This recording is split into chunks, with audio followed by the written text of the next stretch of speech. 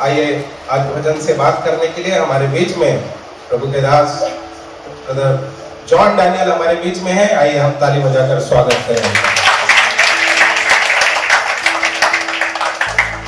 Praise the Lord. प्रभु की स्तुति। भजन का किताब पुराने नियम का सबसे बढ़िया किताब है और सभी लोग इसलिए प्रसन्न आता है क्योंकि हर एक भजन में कुछ ना कुछ हमको एक खजाना मिलता है। वो इतने अच्छे तरह से लिखा है कि यहूदी लोग जब परमेश्वर की आराधना करते थे तो ये भजन गाते थे। ये लिखने वाला कई लोग हैं। मूसा ने लिखा है, कोरह के वंशियों ने लिखा है, दाऊद ने बहुत सारा लिखा है और सुलेमान ने भी लिखा हुआ है। और ये आज हमने जो पढ़ा है भजन 46, ये कोरह के वंशियों के पुत्र लोग ने लिखा है और ये सिर्फ 11 वाक्य का है। इसका पहले 3 के बाद, फिर 4 से 7 के बाद और 8 से 11 के बाद एक हिब्रू वर्ड सेला लिखा है। सेला का मतलब हिब्रू वर्ड है रुको। रुको और मनन करो, ध्यान दो। ये 3 पंक्तियों के बाद बाकी 4 पंक्तियों के जब गाते थे तो रुकते थे क्योंकि ऐसे ही गाते जाते नहीं थे। क्योंकि जो भी हम गाते हैं आज, जो बढ़िया गीत हमने गाया उसका वचन पे ध्यान करेगा तो वाकई में हमको कोई टेंशन लेने की जरूरत नहीं। हमारा परमेश्वर महान कृपालु है, दयालु है, क्या क्या हम उसके बारे में जानते हैं। और ये इसमें भी वचन में लिखा है कि तुम लोग अपना काम छोड़ो और आपस में लड़ना वड़ना सब छोड़ो। बी स्टिल मतलब रुक जाओ और जानो मैं कौन, परमेश्वर कौन है ये जानना जरूरी है। और ये परमेश्वर दास जो पहला वचन जो लिखते हैं वो पढ़ेंगे। परमेश्वर हमारा शरण स्थान और बल है, संकट में अति सहज से मिलने वाला सहायक। यहाँ 3 चीज परमेश्वर के बारे में लिखा। परमेश्वर हमारा शरण स्थान है, शेल्टर। मतलब अगर आपको कुछ तकलीफ हुआ तो जगह में हम जगह ढूंढते हैं, काम बच सकता है।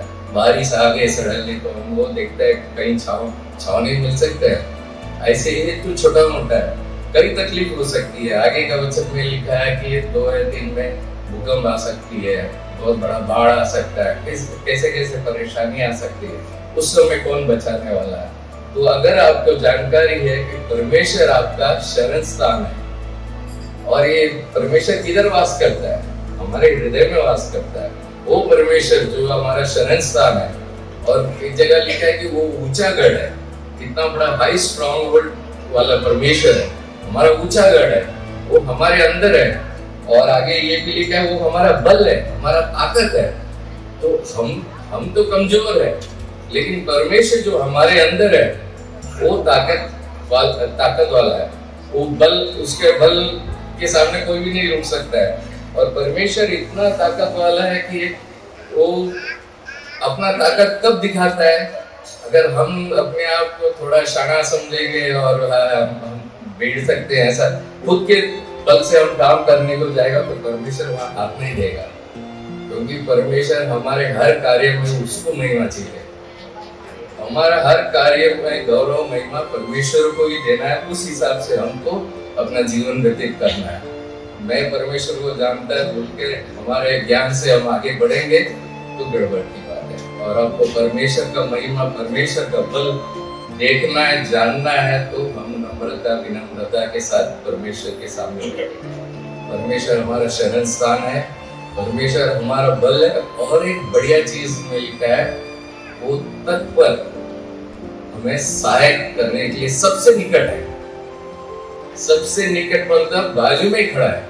उन्हें को कुछ भी तकलीफ होगा तो हम लोग वो तकलीफ के हिसाब से हमारे दोस्त उसको ढूंढने लगेगा।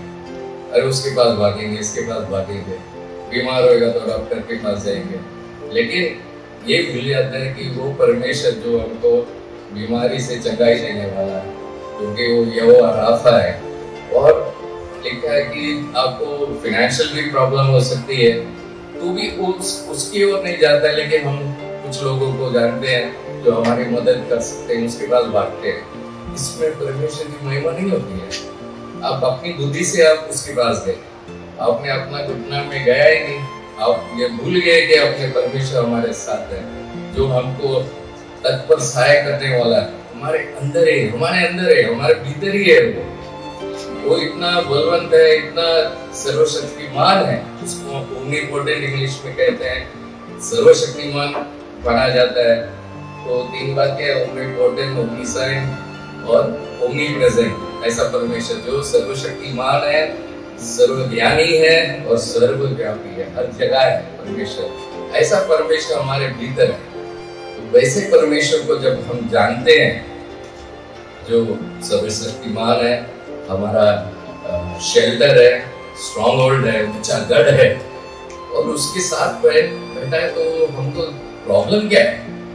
तो हम रुकते क्यों नहीं है? और वो हमारा परमेश्वर कार्य क्या कर रहा है, अगर हम वो उसको हिसाब से जिएंगे तो डेली हमारा गवाही परमेश्वर की रहेगा। क्योंकि हमको पता था कि ये परेशानी आई थी और मैं रुका, तो परमेश्वर ने वहाँ हमको किस तरह का छुटकारा दिया। वो क्या संडे अच्छा गवाही देने के लिए हमको मिलेगा। लेकिन हम लोग बात सुनते नहीं है, जानने को कोशिश नहीं करते कि हमारा अंदर वाला परमेश्वर हमारे लिए क्या क्या करता है। क्योंकि हमारी बुद्धि हमको काम करने के लिए नहीं देता है। अपनी बुद्धि से हम हमारे संकट का हर एक चीज को सुलझने को देखता है, मौका ही नहीं देता है परमेश्वर को। हमारा परमेश्वर सोने वाला, ऊँघने वाला परमेश्वर नहीं, वो हमेशा काम करने वाला परमेश्वर है, तत्पर काम करने वाला, तत्पर सहायक करने वाला। और ये इसका चौथा भी, एक नदी है जिसकी लहरों से परमेश्वर के नगर में अर्थात परम प्रधान के पवित्र निवास स्थान में आनंद होता है। Praise Lord. यहाँ परमेश्वर ने 2 या 3 में थोड़ा डरावनी बात लिखा है। भूकंप आ सकता है, बाढ़ आ सकता है। ऐसे टाइम में हमें क्या करना है? क्योंकि हमारा पिता परमेश्वर शरणस्थान है, बल है, नजदीक में सहायक करने वाला हमारे साथ ही खड़ा है, तो इसलिए नहीं डरना है, किसी बात के लिए नहीं डरना है। फिर एक आश्वासन की बात देता है कि परमेश्वर के नगर से वो नदी बहती है, जो नदी जीवन का जल कहलाता है।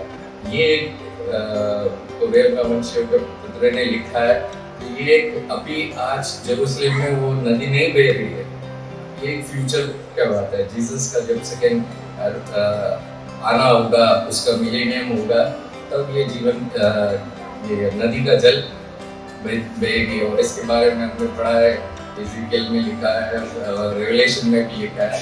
ये पानी जहाँ जहाँ जाती है, उसके यहाँ जो भी पेड़ उगते हैं उसका पत्तों से हमें चंगाई मिल सकता है। ऐसा एक जीवन का जल परमेश्वर हमको देगा। और उसका जो सिटी है, शहर बोलते हैं ना, सिटी को, उसके शहर ऐसा शहर रहेगा जहाँ वहाँ आनंद ही आनंद रहेगा। वो कब होगा? ये आज के दिन में नहीं होगा। यीशु जब दोबारा आएगा मिलेनियम में, जब वो राज करेगा, तब वहाँ आनंद ही आनंद होगा। मतलब उस समय में संकट नहीं होगा। तो एक उसने नबूवत के रूप में, प्रोफेसी के रूप में 4 और 5 में लिखा है। और आगे वो 7वां वाक्य पढ़ना, सेनाओं का यहोवा हमारे संग है, याकूब का परमेश्वर हमारा ऊंचा गढ़ है। और उसके बाद उठने को बोला, सेनाओं का परमेश्वर हमारे संग है। ये गाना हम गाते हैं ना, सेनाओं का यहोवा हमारे संगे है, याकूब का परमेश्वर हमारा ऊंचा गढ़ है। सेनाओं का यहोवा हमारे संगे है, याकूब का परमेश्वर हमारा ऊंचा गढ़ है। ये गाना गाते, ये एक ब्रदर था हमारे यहाँ, सुंदर, वो जब हमारे रोड से जाता था तो ये गाना गा के हाथ उठाकर सवेरे वो जाते समय ये गाना गा के जाता था। और वाकई में ये गाना गाते हमको एक अलग सा बल मिलता है। तो सेनाओं का यहोवा वो जो हमारे संग है।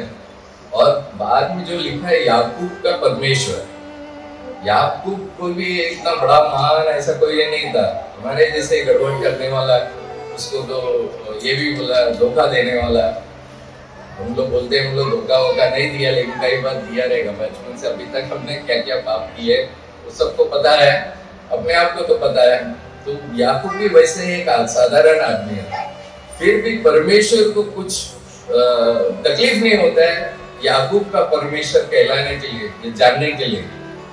यहोवा परमेश्वर को याकूब परमेश्वर बोलने के लिए उसको कुछ तकलीफ नहीं है, क्योंकि वो वहाँ उसका दया करुणा ये दिखाता है वो कैसा अनुग्रहकारी परमेश्वर है, जिसने याकूब को भी क्षमा कर दिया और उसको ऊंचा उठा के उसको इजराइल भी बना दिया।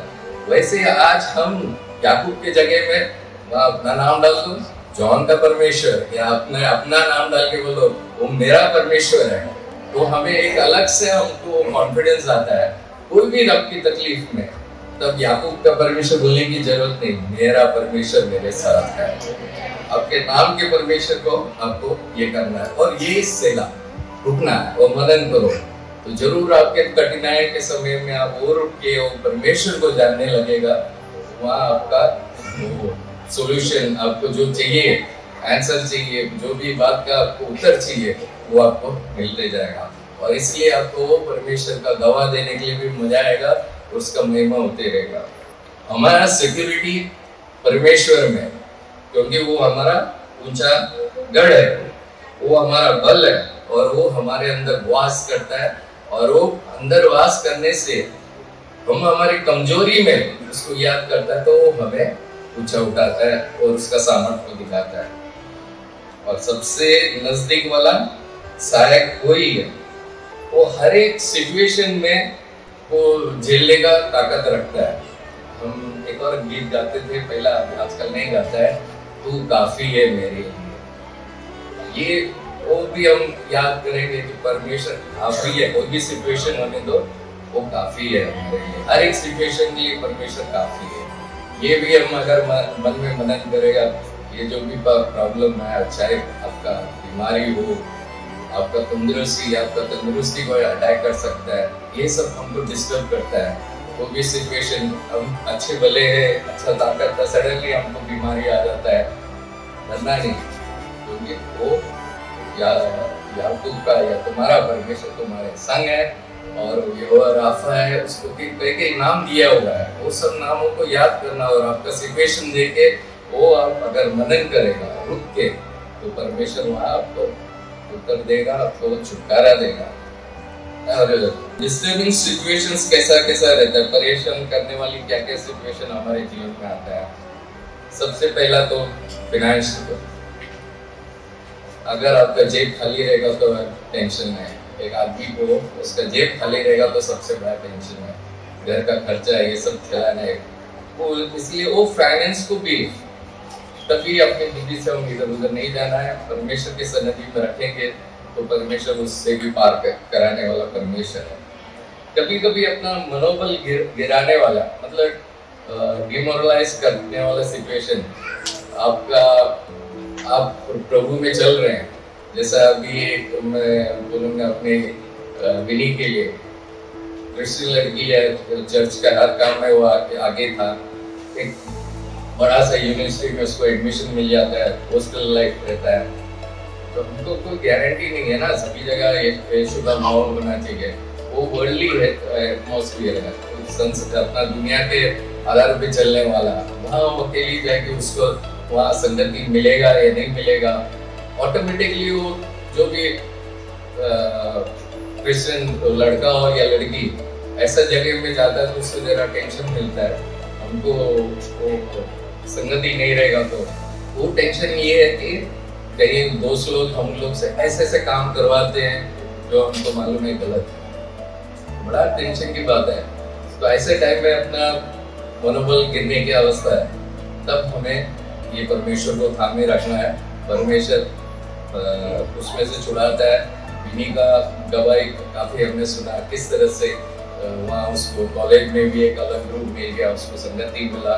तो निराश नहीं होना है, ऐसा कहीं भी जाएंगे ऐसे जगह में फंस गए तो हमें बस उसको परमेश्वर को याद कर रहा है, तो वही राह खोल के ये आज अभी प्रार्थना करते समय जैसे मांगो तो मिलेगा, खटखटाओ तो खुलेगा, ढूंढो तो आपको मिल सकता है।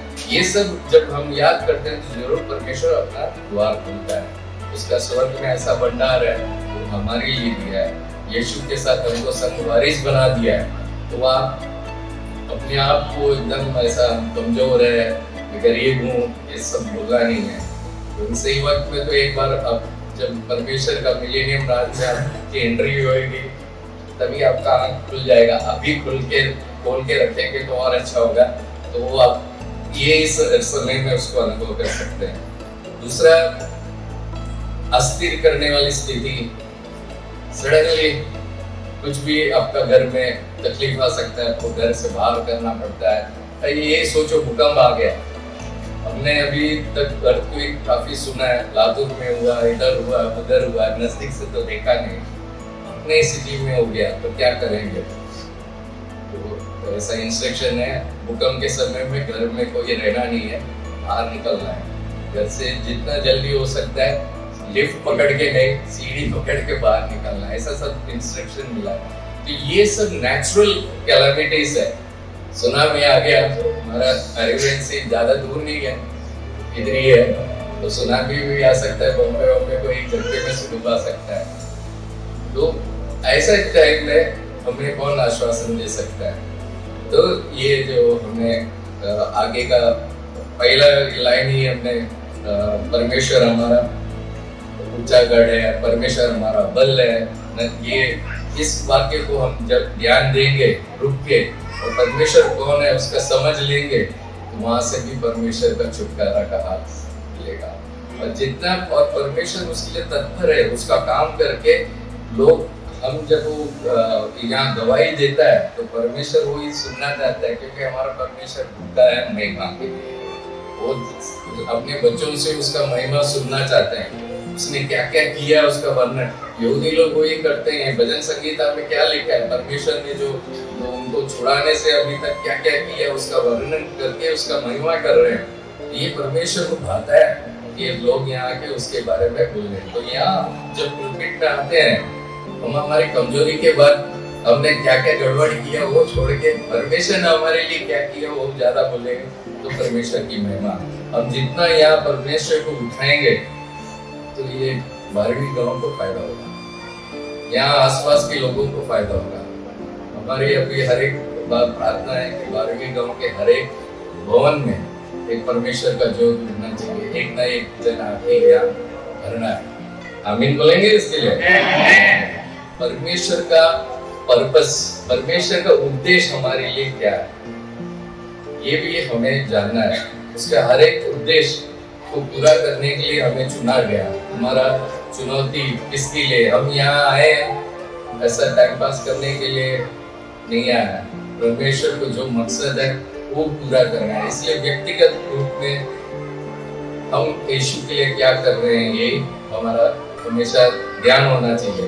प्रभु यीशु मेरे को देख के अपना पिता को क्या बोलेगा मेरे बारे में, कभी ऐसा सोचा है क्या? पिता से जब प्रभु यीशु मिलता है तो हमारे बारे में क्या बोलेगा। तो उस स्थिति में हम जीवन व्यतीत करेंगे। तो जो हम टाइम पास करते हैं, कई बार हम पिक्चर देखने के लिए बैठ जाते हैं, टीवी के सामने जो बैठते हैं वो जो टाइम गलाते हैं, मैं भी हूँ, फुटबॉल चालू रहेगा तो मैं बाकी सब भूल जाता हूँ। और उस समय मेरे को कोई छेड़ेगा, कुछ काम देगा तो थोड़ा चिढ़ आ जाता है, क्योंकि हमने ऐसे चीज में अपने आप को फंसा दिया। वो हमारी गलती है, उसमें से हमें उतरना है। तो जितना हो सके ये रियल जो लाइफ है, REL वाला जो फिल्म इंडस्ट्री वाली लाइफ, इसको बच्चे लोग दूर रखो। वो तुम्हारा हीरो हीरोइन लोग नहीं है, असली हीरो हीरोइन हमारा परमेश्वर है, उसके बारे में जानना है और उसके लिए जीना है। मेरा समय हो गया, मैं चाहूंगा कि परमेश्वर ये जो बातें हमको सिखाया आज, परमेश्वर हमारा कौन है, वो हमें सुरक्षित रखता है, वो सिक्योर रखता है, वो ये हमें सिक्योर कर सकता है। पर जो सुरक्षा परमेश्वर करता है वो दो पांव वाले लोग नहीं रख सकता है, क्योंकि दो पांव वाले तुमको सहायता करना भी चाहा तो आपको जिस तरह का सहायता मिलना चाहिए वो मिलेगा नहीं। तो आपके मन में रहे तो पूरा मदद नहीं है, लेकिन आप गलत जगह के अपना परमेश्वर जो हमारे अंदर है, हमारे अंदर वास करता है, वो और उसके लिए तो कुछ लिमिट ही नहीं है। आपकी जो भी जरूरत है वो अच्छी तरह से समझता है और वो पूरा कर सकता है। तो परमेश्वर, ऐसा नहीं है कि आपको मदद के लिए आजू बाजू नहीं जाना है, लेकिन पहला स्थान परमेश्वर को दिया तो वो आपके लिए अच्छा ही होगा, हम सबको अच्छा होगा। तो इन वचनों के साथ परमेश्वर ने आशीष। याद रखें, जब संकट बढ़ जाते हैं, दुख तकलीफ बढ़ जाते हैं, हम सहायता के लिए अलग अलग जाते हैं, अलग अलग जगह पर जाते हैं, अलग अलग लोगों के पास जाते हैं। लेकिन एक परमेश्वर है जिसके बारे में अभी वर्णन हो रहा था, वो सेनाओं का यहोवा परमेश्वर हमारे संग है, जिसने आकाश पृथ्वी हर एक बातों को बनाया, सृजा। वो परमेश्वर आपके और मेरे संग है, और वो आपसे और मुझसे दूर नहीं है, परंतु आपके और मेरे करीब है, पास है, अति सहज से, मतलब काफी साधारण से मिलने वाला सहायक। आप जब उन्हें पुकारे वो हमारे पास आते हैं।